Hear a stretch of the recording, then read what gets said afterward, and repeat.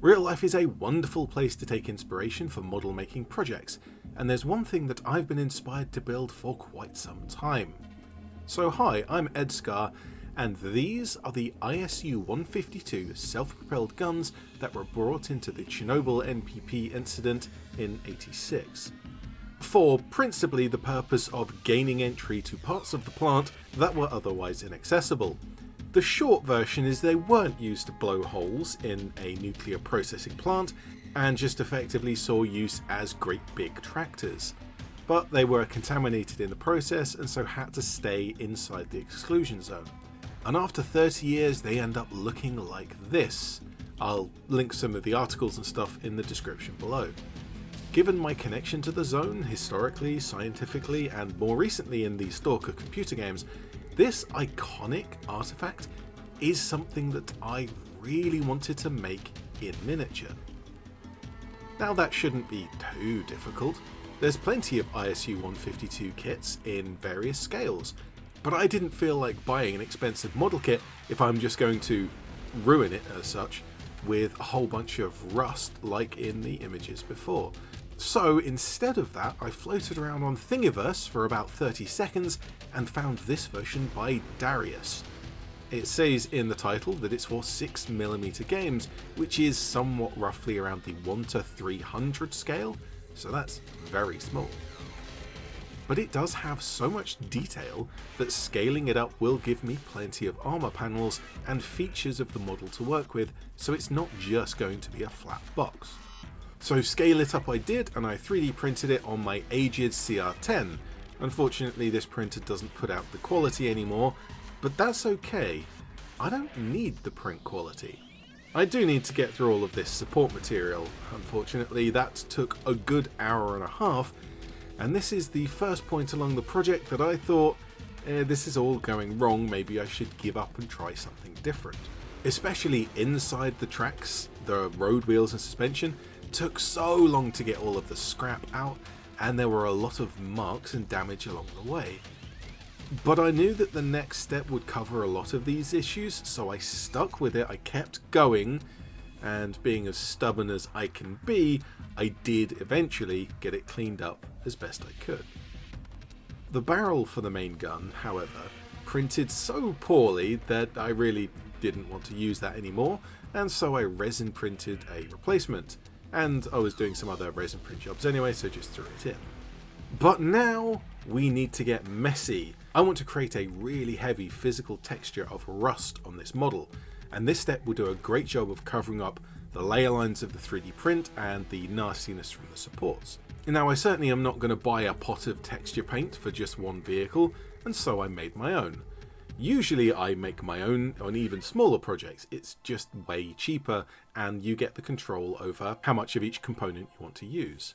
As you've probably just seen, the main components of this are flour and PVA glue, but I've also added some salt to stop it going bad, black craft paint so that I can see where I've applied it, and just a little bit of extra water so that I can get it fairly smoothly over the whole model. And for the second time in this project, I caught myself thinking, what am I doing? This isn't going to work, I need to come up with a better way. In fact, I even sent some images of this to various friends who were just confused as to what the feth I was up to.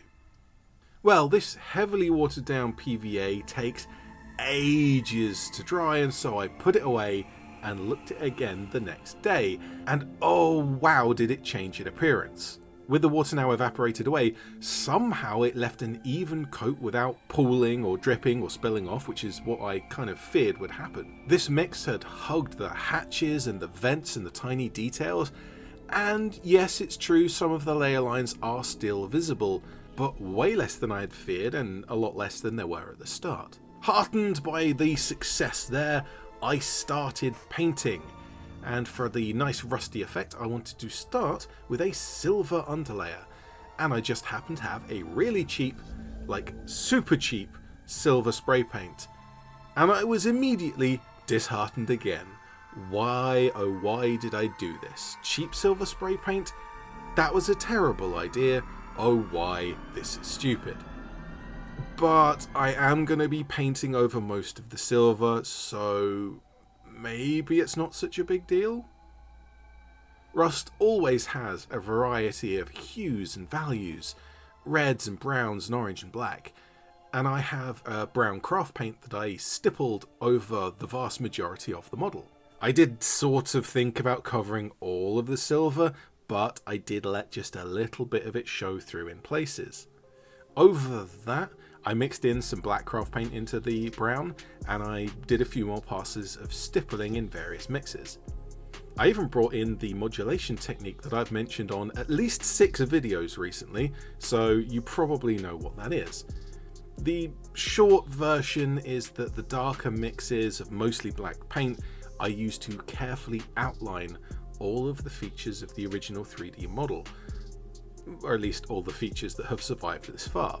The hatches, the armor panels, and this is just to frame everything fairly subtly, but to make it visually distinct rather than just a flat box with some flower texture.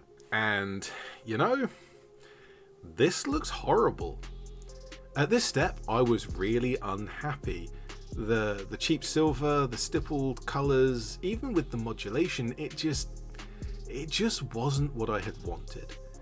And so I tried shifting to a new technique, something that would give a different surface finish than the stippling.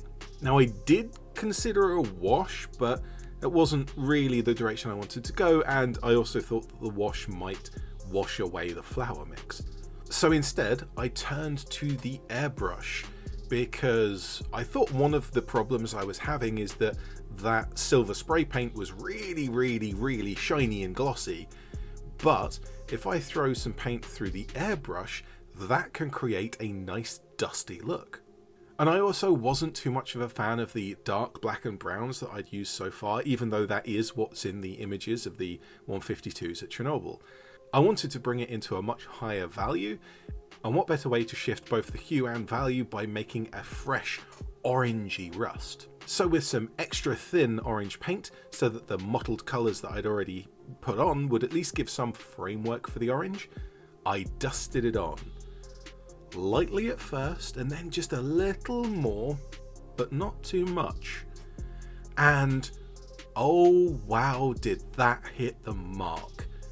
The dusty orangey rust with the modulation and the colour variation from the stippling underneath, and all of that over the texture from the flower, I was really starting to feel that this was looking good, just what I was wanting. And I didn't have that beautiful rich red rust of the real vehicle, but for me this dusty orange is so much more aesthetic. After every step so far of finding a problem or it just not looking how I wanted it, it suddenly all came together and looks amazing. But there's one more slight thing that I want to add. The images of the real vehicles have a strong complement of colour. You have this strong, deep, rich red of the rust, and then the tans of the grass and the bright greens of the trees in the background.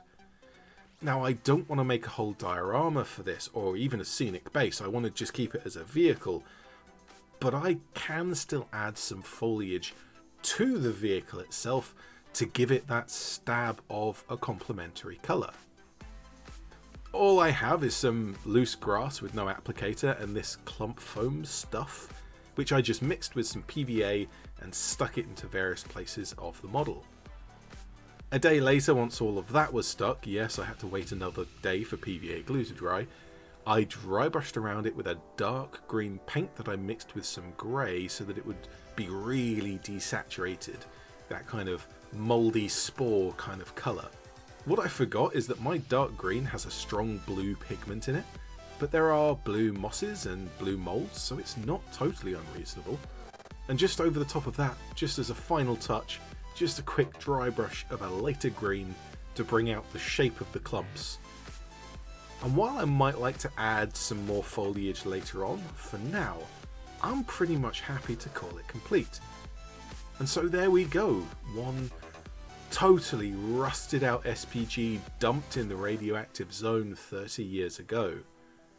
And maybe this is some place where my Zona Alpha players can find some supplies, or for the wasteland survivors to take cover from a radiation storm, or maybe I'll just use it in a bolt action game as an artillery unit that broke down and got abandoned.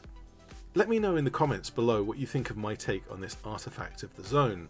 Are there any games you'd like to play around it, or are there any other vehicles that would suit this type of project? But anyway, for now, I'm ED-SKaR, always will be, and thank you very much for watching.